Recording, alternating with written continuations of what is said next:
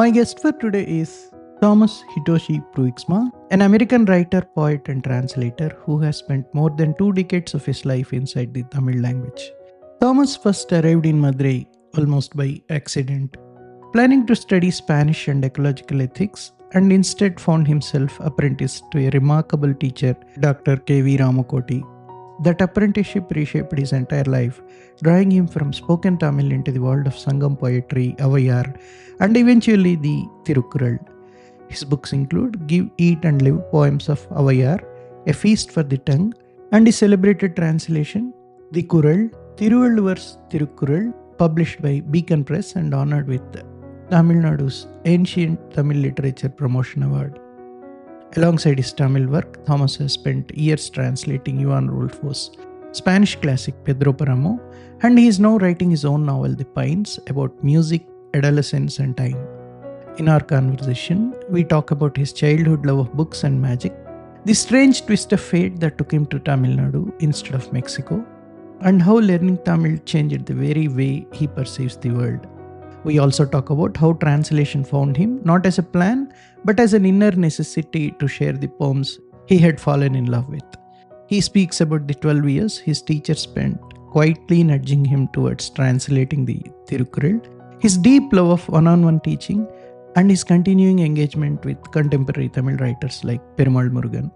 It is a rich, wide-ranging conversation about language, devotion, and the long, patient work of carrying words across worlds. So settle in and let's get started with Thomas Hitoshi Pruiksma. Both of my parents were reading books to me.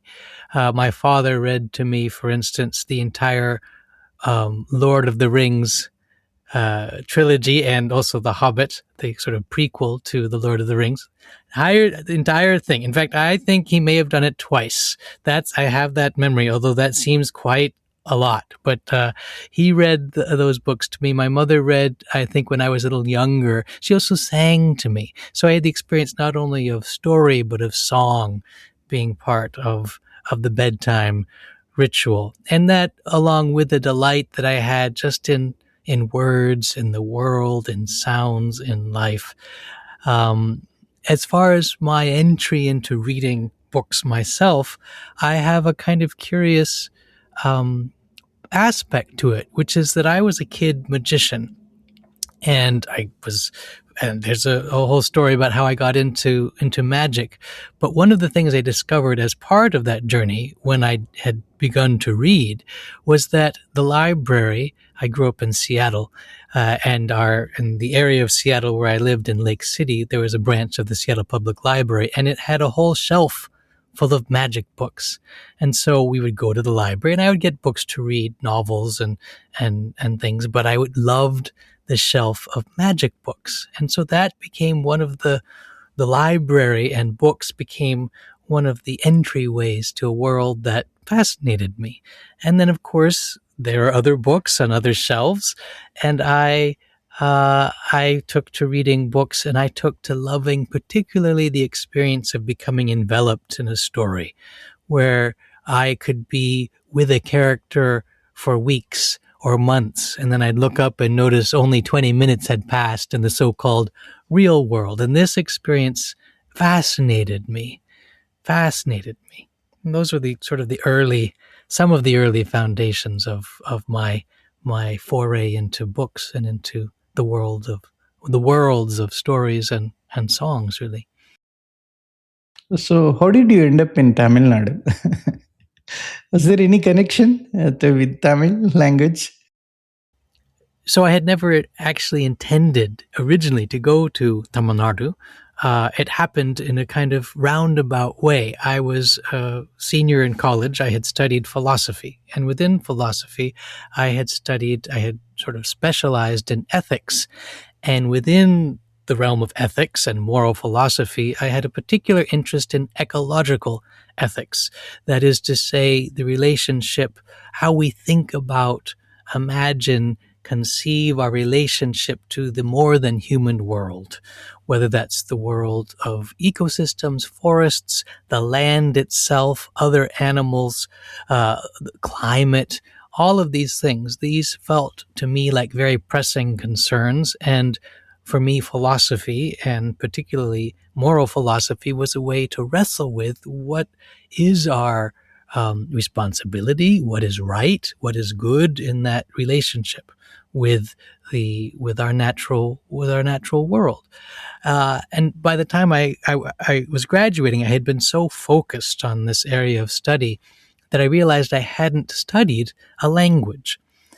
But I had also come to intuit or sense or see that if I know only one language, I am not exactly trapped within it, but I don't have access to other ways of thinking, perceiving, and imagining the world. And I became interested in learning what might I sense, think, see if I was able to think and conceive and imagine in another language. And so I thought, first thing out of college, I better learn another language and learn it properly. And so I decided I would learn Spanish. I had a friend and mentor in southern Mexico, in the city of Oaxaca, Gustavo Esteva. I wanted to study with him. He spoke perfectly beautiful English, but I wanted to enter into conversation with him not only in Spanish, but also he was involved with indigenous communities in the state of Oaxaca. And I wanted to live in an indigenous community and learn something about how people related to the land beneath their feet. And how did this present itself in language and how people spoke about their places and how people spoke about the natural world. And so I applied for a fellowship, and I was, in fact, a finalist for a prestigious fellowship that could have taken me to southern Mexico for a year. And everybody, including my professors who had read my application, said that I would get this fellowship. There was nothing for me to worry about. So I made no other plans, and I waited for the reply from the selection committee. And then it came, and I had not been selected. And I had a kind of crisis because I had imagined this future for myself for so many months that I couldn't conceive of what I was going to do. I felt deeply lost. And at the same time, another opportunity basically fell into my lap. I went to Oberlin College, and there's an organization, an educational exchange organization at Oberlin College called Oberlin Shanxi.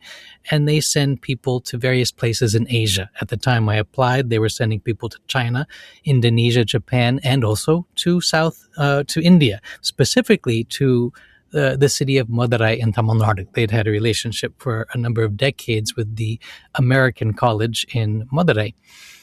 And they had a 2-year fellowship.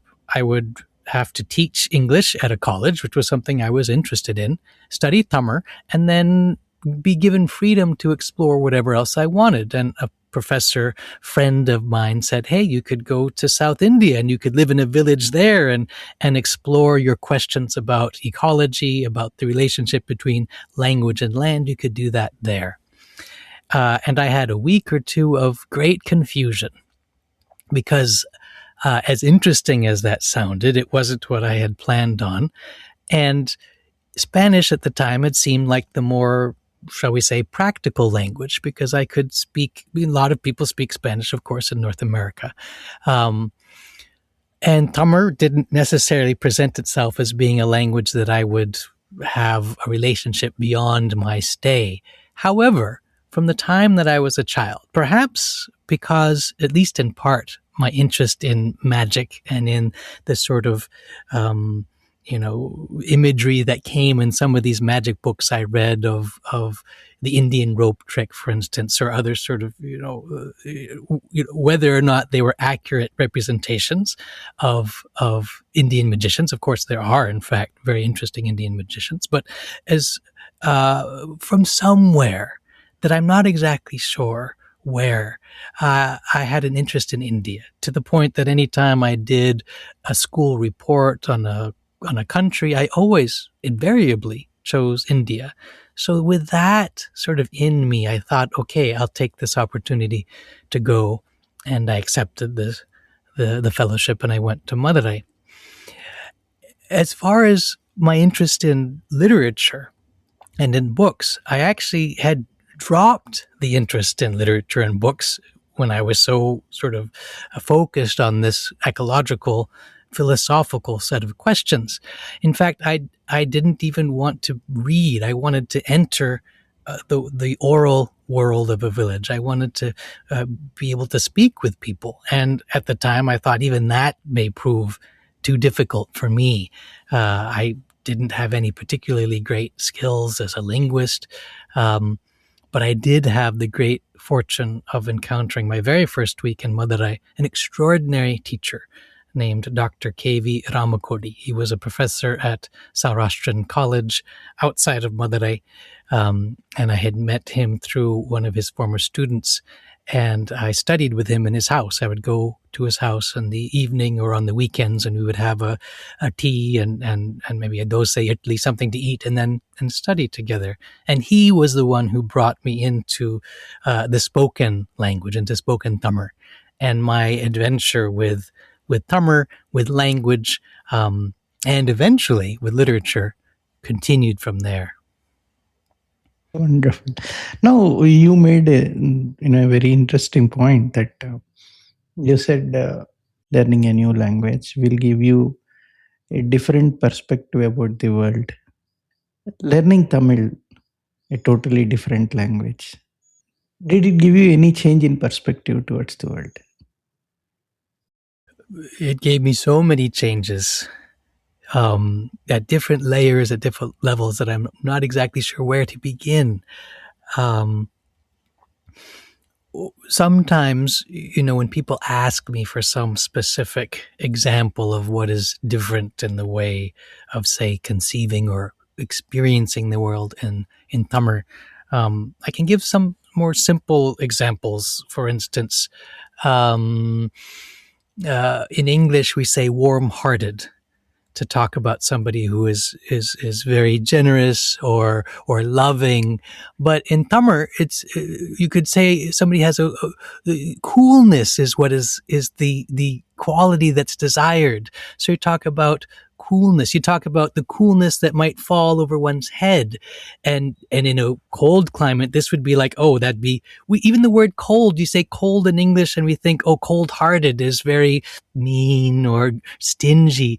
But in fact, it's opposite, because this is a language that is rooted in a place with its own rhythms of the seasons and the monsoons and the summers and the heat, all of these things. So that's a kind of very straightforward example. But at a deeper level, Tamil sort of transformed my understanding of language and of poetry, and there's a story there that I'll be happy to share with you.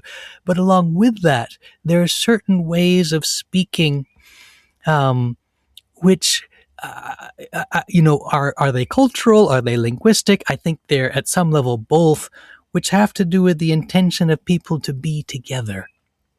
So, for instance, when you leave a house, you say, "Na poitu varen," I'm going, which literally means I'm going to go and then come back. We can even drop the part that says I'm going. You just say, you see, I'm going. You say I'm coming to say I'm going is how it, if you translate it literally. And there's this sensibility which says, like, where does the language put the accent? The accent is on the return, that we continue this relationship, that we are meant to be together again, and that this is in forms of greeting, of leave taking, but also at deeper layers of how things combine together, even how the language speaks. For instance, in Tamil you have, in English we call them vowels and consonants. In Tamil you have words, letters, life letters or breath letters, and these life letters or breath letters join with body letters, the consonants, and so breath and body come together in sound. It's such a beautiful conception of what it is we're doing when we speak. Yes, absolutely. Wonderful examples. Now, that is something I guess all the translators face, that warm-hearted and cold-hearted. Warm means in India, Yeah. it gives you a lot of discomfort. Yes. Yes. Then you got into translation. How did that happen?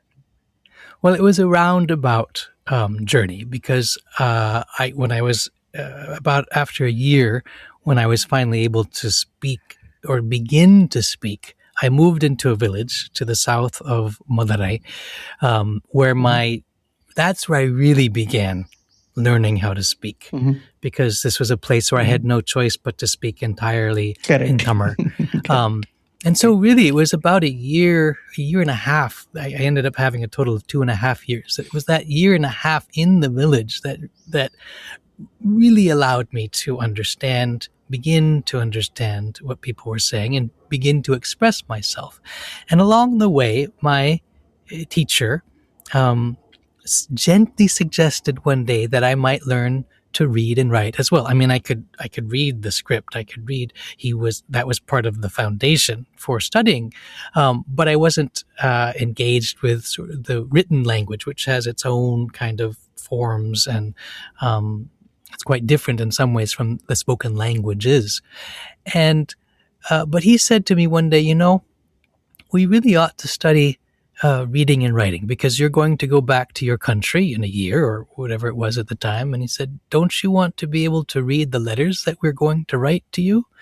And I said, yes, sir, of course. I'd like to be able to read those letters. And then he said, wouldn't you want to be able to write a reply in Tamil to those letters? And I said, yes, of course. Yeah, that's a very good idea. And so we began, and we read the Tamil government textbooks, starting from the UKG, LKG, sort of all the way up to +2. We got a whole stack of them. We read through all of the prose. And interestingly, my teacher never, or very rarely, had me reading any of the poetry. I think he didn't necessarily like the selections. He had something else in store for me, as I learned later, which is that when the time came, he wanted me to begin learning poetry, and he had me begin with Avvaiyar, a great 12th century Tamil woman poet and saint. And I was initially somewhat hesitant, because my experience with poetry, as much as I had loved books and stories and songs as a child, when I got to school, the way that poetry was taught in the schools that I attended didn't endear me to poetry. Poetry was something that seemed kind of confusing, complicated, hard to figure out. And of course, we would analyze poems in school, which can be a deadly kind of exercise. Something like dissecting a frog, where you sort of take the thing apart and you pull out the innards and the organs, and you peel off the skin until you have the heart of the thing, the so-called meaning of the poem. But all you have is a mess, and it doesn't speak. It doesn't sing. In any case, I had this strange relationship with poetry where I didn't get it. And of course, I had studied philosophy, so I was kind of impatient about the meaning of things. And I thought, why can't the poets just say what they mean and not have to go in circles or use these metaphors and these elaborate similes and so on?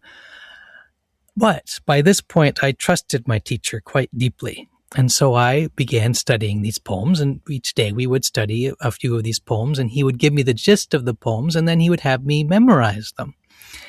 And this turned out to be the great key, one of the great doorways of my life, because these poems are written in the 12th century, and I couldn't necessarily understand them directly, not for a little while, but I could still recite the words, the music. And what I discovered was, listening to these poems, is that they sounded good. They had a music to them. They had a rhythm. They had an extraordinary sense of the play of vowel and consonant. And the piece that had been missing, especially in my schooling, came alive in my ear, which was words and poetry as music, as sound that we could take delight in, as well as find meanings in. And so when I had returned after those initial 2.5 years to the United States, I could suddenly hear English in a way I had never heard it before, or maybe I should say in a way I hadn't heard it since the time I was a preschool child, pre-scholastic, before I had become educated, as they say. And along with that, I could read poetry in English. Poetry came alive to me in English, and I realized that I had a kind of buried desire to become a writer and poet myself that I had put to the side, thinking that who needs writing when the world is falling apart politically, socially, ecologically. But this great visionary 12th century woman, poet, saint, taught me something about the music, the light, and the power of words, as did my Tamil teacher and my neighbors in the village where I lived, so that I took a decision. This is early 2001, to devote my life to writing and to words and to the ways that they bring us together, sometimes across great distance, whether time or space. And that has been my journey ever since. What is that special attraction for you in getting into classics? Because normally I believe classics are one of the most difficult to translate. And that's a really wonderful question. The piece about translation also happened in an unexpected way, because when I was first learning the spoken language, my teacher had been very firm with me that I shouldn't translate, but he meant it in a very specific way, which is that he didn't want me to think in English, translate my thoughts into Tamil, and then speak a Tamil sentence. He wanted me to learn to think in Tamil and express myself in Tamil, which was extraordinary gift. It was very difficult at first, but it gave me a foundation so that when I speak in Tamil, I'm thinking in Tamil, and I'm not speaking a kind of anglicized Tamil, which could happen if I was translating from English in my head. So I'd had a kind of bias against translation, except, so this is so I went to India, went to Tamil Nadu in 1998. This is about 7 years later, when I was sort of getting along in my apprenticeship. I wanted to share some of these poems from Avvaiyar, because she had been so important to me. And there weren't any translations to speak of, no good translations of her work. And I realized that if I wanted to talk about the poems in English, I would have to translate them. And I didn't think there was anything good about translating just the quote unquote ideas of the poems, because I wanted to translate the experience of the poetry itself, the way that the ideas and the music are inseparable. They're woven into a whole singularity. So I found myself beginning to translate by trying to translate some of her poems, some of the poems that I had fallen in love with. And then I had shared them with a wonderful poet, a translator publisher named Sam Hamill. And then he had shared it with a publisher, and that became my first book of translations, Give, Eat, and Live, Poems of Avvaiyar. But the way it happened was it was from this inner necessity. I want to share these poems that are meaningful to me. This is the same thing that happened with my ongoing adventure with Pedro Páramo. I had learned, in the meantime, I had found a way to learn Spanish, and I had gone back to India. This is now 2003, 2004. I'd gone back on a Fulbright fellowship, and I had just learned Spanish. And so I brought some books with me to read out loud every morning on the rooftop terrace of my teacher's house, to keep Spanish in me, even as I was studying more Tamil. And Pedro Páramo was one of the books that I brought with me, and it was a book I fell in love with. And when I went back after a year to the United States, I wanted to share the book. I thought surely there'll be a translation available in English.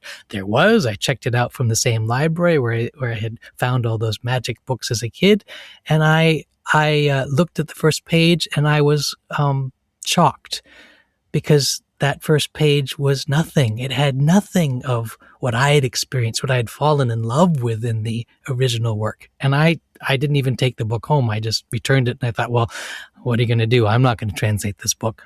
And then a year or two later, the desire to try translating it seized me, and I've been on that adventure ever since. But the translation that has come out most recently, and which has gotten probably the most attention, for which I'm deeply grateful, is Kural, Tirukkural. And that was a book which I had studied this same year, 2003, 2004. Again, not with any intention to translate it. I wanted to be able to read it in Tamil. I wanted to be able to think about it in Tamil. I read all of the old commentaries so I could read how it had been thought about and written about in the 12th, 13th, 14th centuries, for instance. I was drawn to this particular work because of my background in philosophy and in ethics and my renewed love of poetry and language. And here's a book which combines these two things. In fact, it doesn't even combine them because in it they're already one whole, integrated, shimmering texture, fabric of music and sense. I had memorized verses. I'd learned how to write the verse form, but I had no intention, as I said, to translate the book. But from time to time, I would talk to my teacher on the phone, or I would come back and visit him in his home in person, and he would say things to me like, Tom, really somebody ought to do a proper literary translation of Tirukkural. And I'd say, exactly. Yeah, it's a work of literature. It's a poem of poems. That's how it should be done. And then he'd say, such a person should make use of all of those old commentaries that you and I studied together. And I'd say, yes, let someone come along and do it. I had really no idea that he actually was in a very indirect way suggesting that I might do this thing. And I think, it was confusing because he had no qualms telling me what I should do in any other case. But I think as a poet himself, he understood that this is not the kind of project you can just, toss into somebody's lap. So for 12 years, he hinted and suggested. And then and it's not that I got the hint, it's that I suddenly thought, oh, maybe I could try this. And by that point, I had become, I think, a better poet in English, to the point that I could at least dare to begin. And then that's how that project began. Nice. Now, the other interesting work is Feast for Your Tongue, which talks about, teaching Tamil, the colloquial Tamil, spoken Tamil. Would you please give more detail about it? Because I would be reading it soon. How fantastic. Well, I'm delighted you're asking. The way I studied spoken Tamil with my teacher, and he had done this with a previous student from the United States, but then he'd enlarged it working with me and a colleague of mine. We were studying with him together at that time. He actually, after giving us a kind of foundation of the grammar of the spoken language with its own particularities and peculiarities, he took us through the entire dictionary. He wanted to select a base vocabulary, a working vocabulary of some 2,000 or so words, that if we had those words, we'd be able to say just about anything we'd want to say, and then we could go from there. And so that's what he did in handwritten notebooks. And then those notebooks are what became a feast for the tongue, in which he asked my help to create, to make it into a book. And I did all of this. Was actually, now that I think of it, this was my first translation project, because I was translating many of these sentences into English with not for their poetic qualities in this case, but for students of, on the one hand, spoken Tamil, and we meant for the book to be useful as well for students of spoken English, colloquial, in this case, American English. And so it's a kind of a biology professor friend of mine called it a field guide to words and their habitats, words and the ways that they are used. So that's a book that he and I wrote together. This is the early 2000s that we did that project. So now you're a linguist, you're a poet, you're a writer, you're a translator. And what is this one-on-one engagement is all about? It's interesting. I love to teach, but I'm not in a university. I don't. That hasn't been my path. My path has been a much more, um, I shouldn't say convoluted, but surprising to me path of exploring languages and living. Lived a total of more than 5 years all told in Tamil Nadu and spent time in southern Mexico. Um, and I work as an independent writer and poet and translator and speaker. But I still love to teach. And I particularly love what happens when we're able to work with somebody one on one. This is what I received, for instance, from my Tamil teacher, with whom I was able to study from 1998 until roughly 2017, 2018, right at the end of his life. It's the same thing that happened with my friend Gustavo Esteva in southern Mexico, or with my friend, the poet and essayist and farmer Wendell Berry, who I've been privileged to know for nearly 25, 26 years now. All of these people, in their one-on-one conversation or direct teaching, taught me things that were different from what I got from more standardized, scholastic, academic environment. And so I found myself responding to requests, actually, from people who wanted to study translation with me, or to study, they're working on their own writing, or in some cases, it's even more interesting. They're trying to live their life itself as a creative act, as a life, their life itself as a work of art, if you will. And so we'll meet, and I'll offer guidance from my experience of 3, 4 linguistic, poetic, philosophical traditions, as well as my own direct experience, and be something of a coach or a guide or a mentor. I even have a couple people who study spoken Tamil with me. And in each of those cases, what I delight in is the chance to teach one person in front of me, and to come to know as best as I can, what is it how do they learn? How do they think? What is the best way for me to reach them or to guide them? And so this is something that has become a regular part of my life, and a part of my life that I take great delight and pleasure in. Do you think this inclination to teach, love for teaching, you think that sprouted from your experience in Madurai with one-on-one engagement? I think that has informed that love enormously, because that's what I got to have with him. But the interest in teaching, I think, goes quite far back.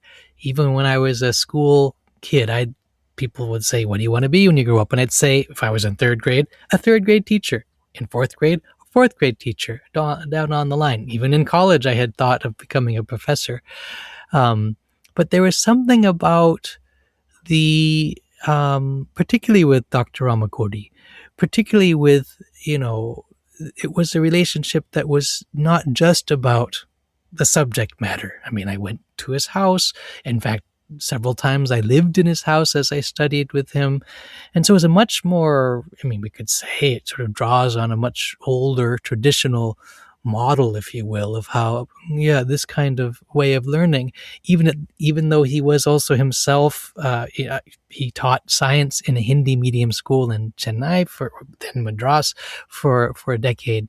And so he brought, all of his scientific education along with his understanding of Tamil, but to this very intimate, tender, challenging one-on-one relationship, and there's no doubt that has shaped how I learn and how I teach to this day. Yeah, one-on-one is very, very challenging.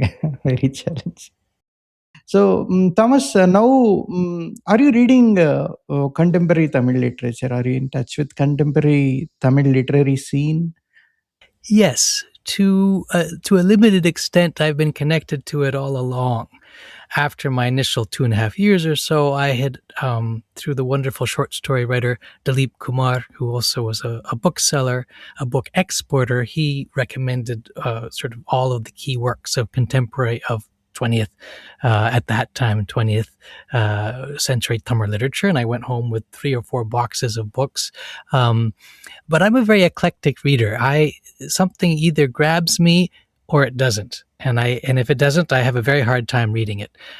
So I would fall in love with a particular book or a particular author, and then I would go in different directions. And then I studied with my Tamil teacher, Sangam literature, Silapadigaram, Tirukkural, obviously, Tirupavai. But then, because I'm a writer in English and a poet in English, then I'd want to engage with my peers as well. I mean, I consider Avvaiyar and Tiruvalluvar my teachers and peers at a different level, a different sense. But I do, I have connections with, for instance, some wonderful writers, poets and writers in Madurai. Jaya Bhaskaran, who's a wonderful poet and also has translated Emily Dickinson into Tamil as a kind of bhakti poet, which is a beautiful project. As a wonderful short story writer, Pa Tiruchendarle, who has worked for years in a go down in a traditional grains shop. And, he works all the time, and yet he also writes these beautiful short stories from that world, which very few people, writers, actually even know from the inside of this very traditional, agriculturally based trading world in which relationships are as important as transactions. We can't even call them that exactly. And then, I'm friends with Perumal Murugan, and I love a number of his books. In fact, one of my favorite books of his is a book of literary essays about the experience of what in Tamil are called Tani Padal, which are sort of freestanding poems or poems which sort of stand on their own, but they usually have a kind of story behind them, and they're collected into anthologies. There's sort of iconic 2-volume anthology of these poems, and he's written a beautiful book of essays. Each essay takes one poem and talks about how he encountered that poem at some specific juncture in his life, how it illuminated something that he needed to know in that moment, or helped him see something he needed to see. And I one day very offhandedly said, nobody else has translated this book, I'll do it. And it turns out nobody else has translated the book, and now I'm doing it. So I'm getting to translate a contemporary work of a writer that I love, but at the same time, a writer who's exploring in these essays what I have ended up exploring myself, which is how poems from many different times and places shape how we see the world, shape how we live, and so those have been my piecemeal but no less passionate engagement, part of my passionate engagement with contemporary writers and writing in Tamil. In fact, I was recently honored to be part of the Living Tamil Literature Festival that took place in New York in April of 2026, which was a wonderful experience for me, not only because there were so many people who came, some 30 writers and poets from Tamil Nadu, from around the world who write in Tamil, but from Malaysia, Singapore, Switzerland, as well as from Tamil Nadu, Sri Lanka, coming to New York, but also wonderful translators, some of whom translate from Tamil into English, like Susitra, for instance, or Iswaria, but also translators who are known in the sort of the field of translation, who don't necessarily have a direct connection to Tamil, but are deeply immersed in the work of translation. People like Esther Allen or Damien Searles. Also, it was a wonderful chance for me to meet people like Padma Viswanathan, who I believe has spoken on your podcast, but I'll tell you that two of the most delightful things about this particular three things I want to say about this festival. One is that I got to watch my friend Tiruchendarle, who I've known for more than 20 years. He was one of the speakers at this festival, and to see his work getting recognized on an international stage was just a thrill and a delight to me. I mean, all of the writers getting the kind of attention that was given to them there. And along with that, there was wonderful, one of the challenges, especially in, say, the Tamil diaspora, is with how do the younger generations engage with the language, with its literature. And one of the brilliant things that they did in this particular Lit Fest was they had all of the moderators were youth. They were high school students or college students. They read all the work of the writers on the panels, and they asked brilliant, forthright, candid questions, and it brought the whole thing to life. And then there was just the delight of people meeting people, of people coming together to share their experience, their love of language, their love of words, and to give Tamil literature a much more prominent place in the international scene. We think of Russian literature. Everybody can name some, luminaries of Russian literature, of European literature, Chinese literature, Japanese literature, even sort of more generally Indian literature or literature written it's been written in English in India. But there's such rich literatures in Tamil, in Telugu, in all of the languages, and to see one of those very rich worlds being given greater attention was a delight, and it was an honor to be part of that. Now, Thomas, from translation to writing, we'll move on to your writing finally. Let's talk about your writing now. That too, I gather you're writing a new novel. The theme sounds very, very interesting to me. Would you please elaborate? For me, translation has been a key part of my apprenticeship, but not to translation alone, but to writing and to poetry more generally. And so along with all of the translation work I've been doing, I've been writing my own books, and I'm currently deeply at work at a novel in English about music, adolescence, ecology, and time. It's a book about a group of young high school orchestral musicians learning to play a piece of music together called The Pines of Rome. The novel is called The Pines. And it delves into into how their lives are transformed by this particular piece of music, as by the particular person who is their orchestral director, and by each other. And it's interesting because people often ask, what are you doing next, assuming it'll be a Tamil translation. And I have several Tamil translations on the go, and I'm continuing this Pedro Páramo translation. But all of that work with Tamil, with Spanish, with coming to know my own sort of mother tongue more deeply at its roots, has led to this exploration of music and language and time and timelessness in a way that I'm very, very excited about. I'm not done yet, so I can't. I'm still in it, and which doesn't give me the distance to speak about the book at any greater length.